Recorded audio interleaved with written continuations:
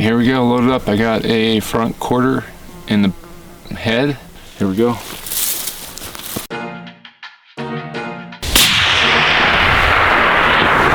Pretty cool, got it pulled down. Is that nuts? Yeah. 212 grain ELD-X flies true. Top 10 most miserable pack out, or number 1? This is horrible. Yeah, it sucks. Drainage. I don't know how. Alright, what's up? So, Rifle Elk. We packed in here 10 miles and on some public ground with just a regular general tag, and we're gonna go try to blast an elk. So, I've scouted this area a little bit, so I know a little bit about what's going on, but never hunted it for elk. Always learning, that's what I love. Found this place on base map, scouted it. Planned her out in here, and here we go.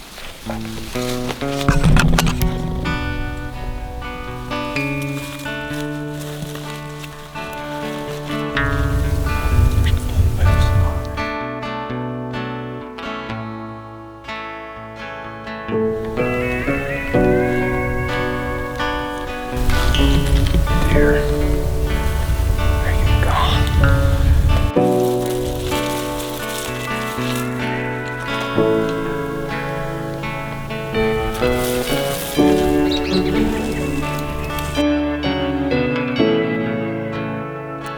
Animals are on their feet if there's food. If there's elk in here, there's gotta be standing up, I would think. I've got a bull moose here, a few deer here, and a cow moose here.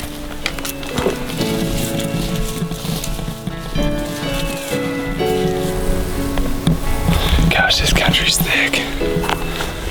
Just beats the heck out of your stuff. Gosh, let's get to the next little ridge.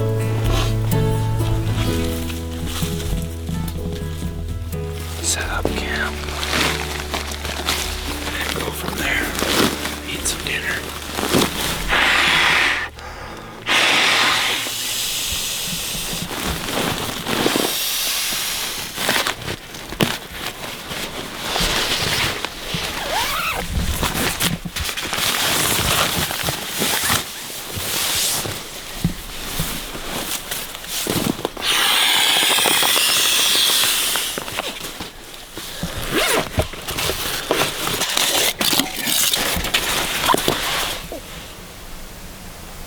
So my MSR fuel can is gonna explode in my face. I don't know. It's kind of sketchy. I guess that's why you should check every single piece of equipment before you. I'm gonna see if it works.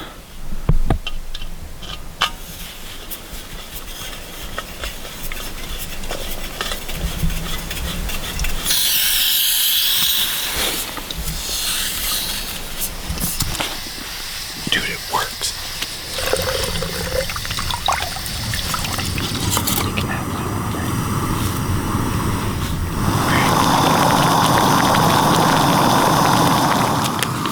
Elmer's going to cheesy potato.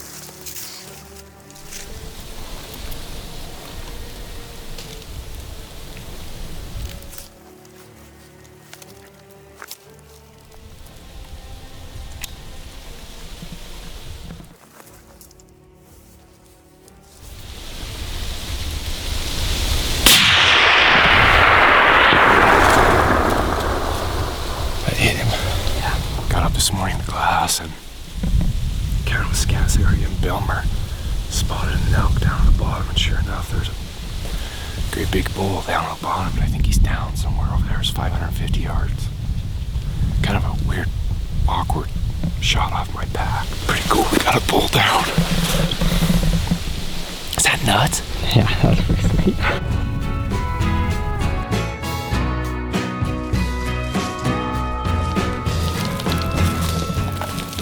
That's a big 5x6. Unbelievable. What a tank, dude. Just a general bull. Alright, I guess we'll try to position him up for pictures and call in the reinforcements. I'm gonna mark this on the base map right here. He's a stud 5x6. Heavy too. Man, I couldn't be more pumped. But what a hellhole. Got reinforcements coming here to help, so that should help with things.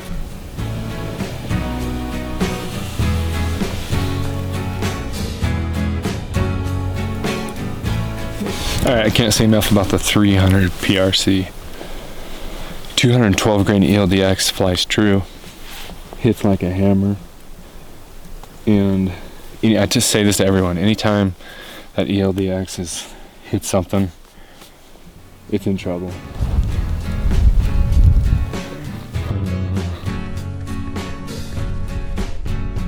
Alright, so I'm going to go ahead and add a marker here to where this bull is. Place marker, bull down, hit done. Then we'll go ahead and tap on it, and that way I can share it with Aaron so he can come to the rescue. That's how you share a smart marker. I got my general season bull elk DIY on public land. It was incredible. What a freaking stud. I got the word this morning that Eric killed a bull. Sounds like it's a good bull, which is awesome. Erik shared a smart marker with me on base map, and just clicked on it, saved an offline map where the area was, and we're golden now, so we're just about there.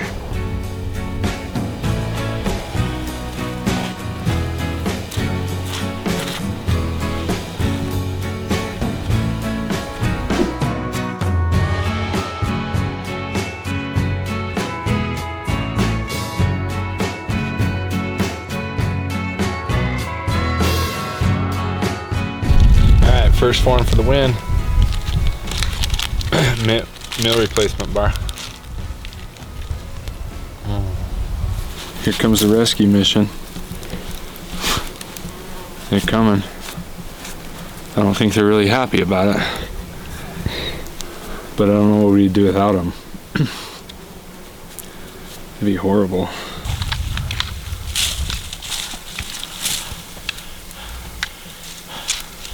You're crazy.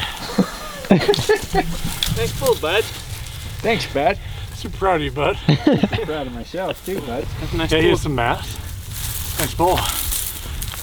Yeah, nice bull, bud. See, I'm okay that you shot him. Huh? I'm okay that you shot him. Yeah, he's worth getting. Yeah. Yeah. He's worth packing out here. Nice job, bud. Yep.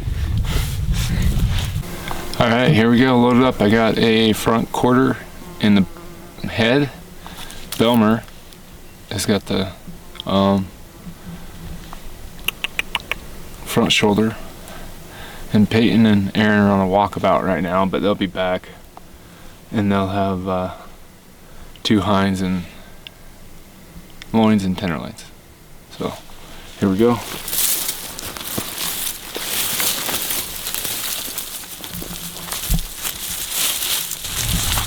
We're trying to get out of here before it rains and dumps on us. Anyway, we'll get our bags packed, camp packed. We'll try to get out of here. Well, we're trying to get packed out of here before the rain hits, and it looks like it's already hitting. Yikes. Not ideal. How does that compare to half a deer in camp? This is heavier. A lot heavier. Oh man, we're gonna be sore. Well, Erik and Belmer left us the hindquarters and Erik's gun, and Peyton has all like the loose meat, And he tried telling us, oh yeah, this won't be as heavy as half a deer in camp, Peyton, because Peyton helped him pack his muzzleloader back off. And Peyton's like, bull crap. It's heavier. Oh, it's heavy. Well, the rain's coming. We're trying to get out of here. Gonna have a long pack out. Stud bull. Absolute downpour, but we're almost out of the first hole. Well, getting poured on now. Absolutely miserable, slicker than poop. And trying to show you how miserable this is. Wish we could show you all of it. Antlers getting caught on everything, and it just sucks. Smile when it sucks. Look at this guy. What happened to your trekking poles? I have T-Rex arm trekking poles. So at least maybe going up this next steep, muddy side hill. Then after that, they'll probably be useless. Man, elk hinds are so heavy. Let's see you get up this part. Oh my gosh. Can't believe you did that.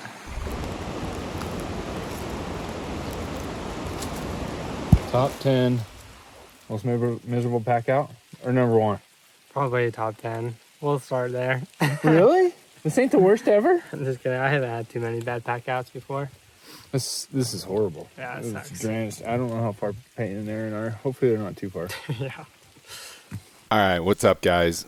We just wanted to quickly touch base on what happened there at the end. The cameras were put away, and things got really sketchy in terms of weather. I don't think any of us were anticipating what was to come in the form of absolute blizzard, freezing temps, and slick clay-like soil that made packing out absolutely deplorable. And there was a couple times I got really scared, not only because we were completely soaked from sweat, but we were also completely soaked of hiking through all the brush. And we got so wet and so fast, and on those slick side hills, it was everything you could do not to tumble down the mountain into a rocky gorge to your death. I mean, Oh, yeah. in the wrong mood from any one of us could have been disastrous and could have been the spell for search and rescue. I don't know. I was pretty nervous hiking out. Aaron, how'd you feel? Yeah, I was pretty nervous just to start. We started getting that rain pretty heavy, and I was like, oh, it's not too bad, but I still had the uneasy feeling. But it was, for us, we were an hour behind you, because Peyton and I went up to go explore. We just wanted to look into the next canyon. Yeah. And really, we were probably an hour behind you. So we literally just hiked up, because it was steep, looked into the next canyon. By the time we got back, got the meat loaded, we were about an hour behind you. Mm-hmm. And we started, as soon as we started climbing out, we started to get rain. And it was at that point I started to feel uneasy. And then when it started just pouring, and that first climb, or that first dump off the backside, Peyton and I were just slipping. Slipping. And that's when I got really nervous. It was literally 6 to 7 hours of beating yourself up, trying to stay on the trail with a heavy pack and not trying to slip into the gorge below. Like, it was nerve-wracking. It was just straight slippery mud from the storm. Yeah, and you couldn't keep your footing at all. Aaron had broke both of his trekking poles just from slipping and the weight of it. He had one that still somewhat worked, and it was just so sketchy. It was not fun at all. Yeah, and it was 7 hours. We had to go 10 miles. Blizzards came, freezing temps came, darkness came. Headlamps started to get dim. And I had a backup headlamp, but I didn't want to dig in my pack because I didn't want to stop. I knew if I stopped, I would cramp up, I wouldn't be able to get going, and I would freeze. And so I was nervous knowing that if you quit, it meant you were likely going to die. And there was no cell service in this spot. No. On the hike out. And I remember finally getting out and throwing my pack off. I was soaking wet. I couldn't get warm. Got to my truck, threw the heater on, and just sat there and froze thinking, and then the weather got worse and worse and worse by the minute.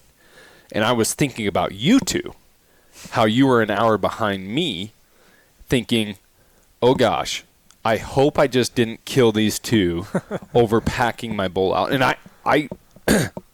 I don't get nervous really too often, and I was legit scared that I had sent you guys to your death.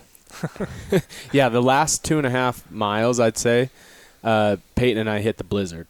And when I got really nervous, so a couple things, I didn't know my way around very well, and so I was like, man, I hope I can see, because it was a blizzard. I literally couldn't see, 2 feet in front of me, so I got nervous because of that.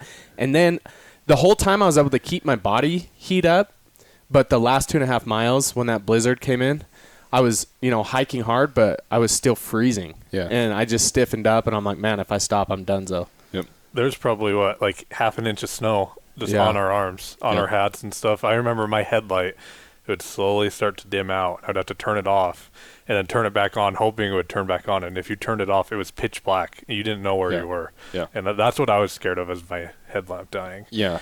And luckily it didn't, but it would turn back on, and it was completely frozen by the end, and I couldn't even click the button on or off anymore. Very dangerous set of circumstances. So, while I was waiting that hour for you guys to kind of come back, I looked at the clock, and, what can get scary too is not only hypothermia, but your brain shuts down, so you don't make good decisions.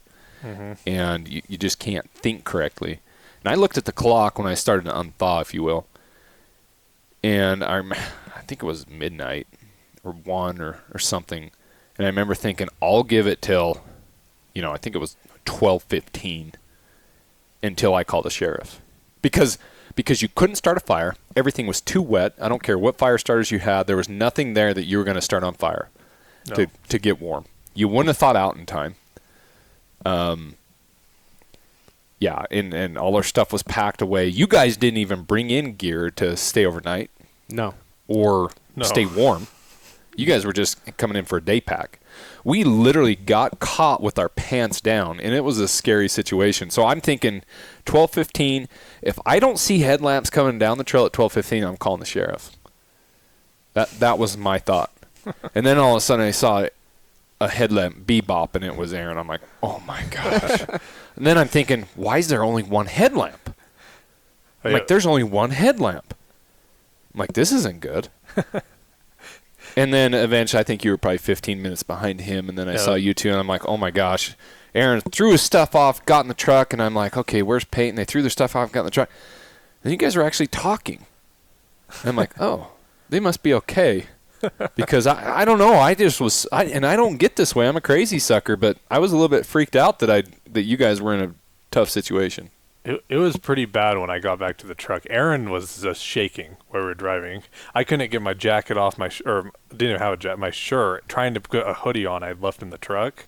I couldn't even get it. You're like shaking. And I remember getting out of Aaron's truck. This was probably 45 minutes later, to my car, trying to change my wet clothes still. And that's when it got really bad for me too, this shaking like uncontrollably, how cold I was. Yeah. Like we couldn't dry off fast enough. It was bad how soaked we actually were. Yeah, it literally went from like pouring rain to that blizzard, and so we were soaked for 7 hours. I mean, and you're hiking out in the dark too, and it was slippery, and so we had to go slower anyway. But if you stopped, like we were cramping up. Yeah. But you couldn't stop because it was just too cold. Yeah. I think we were 20 to 30 minutes away from being in a very ugly situation and a completely different situation. You know what I mean? Yeah. And I don't think I would have been healthy and capable enough to even go looking for you. I mean, maybe if I would have ate some food, warmed up, and changed my clothes, boots, everything, I could have went in with search rescue. But I was fully planning. I'm like, hey, this is my time. If I don't get sheriff up here at this time, there's no way they'll survive this. Because I know how far you'd already been hiking. I knew how heavy your packs were. I knew how exhausted you were. When you're slipping on a trail with a 100-plus pound pack, trying not to fall into the gorge, and using all your I mean, I had dirt in my fingernails from holding trees and clawing into the ground to try to stay on that trail. I knew that there was no way you guys were going to survive because you were so past exhausted. And that's why I was so scared. It wasn't like, oh, we got caught in a storm hiking out a mile. And no, like we've been at it all day long. You guys had went in, you'd went out, then you came out with a heavy pack. We got hit with the storm. Yeah, it's crazy. And we stopped filming. We filmed a little bit. We stopped filming of it because it just was like it got a little bit scary. So yeah, it would have ruined cameras. So we put them away. Yeah, it would have ruined them. Everything was put away. So it would have been, I guess, cool if we would have recorded some of the stuff, but I couldn't even like move my hands off the trekking poles, really. They were like frozen in that position pretty much. So yeah. This is a time to talk about this real quick too. Is we're approaching 8 minutes here to see on the film, but like to have a Zoleo device connected to base map, which that's coming soon, to be able to use in the event of emergency, that would have been a nice situation. I don't think I packed my inReach on this hunt. I don't know if you did. I had mine. You had yours, so that definitely helps. You could have definitely hit the signal there. But anyway, we just thanks for watching, guys. 212 is an absolutely unbelievable hunt. 10 miles in the backcountry on public land. Subscribe to this video. Enter the giveaway. We're giving away a Silencer Co. Omega. To win it, like the video, subscribe, leave us a genuine comment on what you felt about the video, and give us a share on social media. You're going to help us grow. So appreciate you guys. We'll catch you on the next one.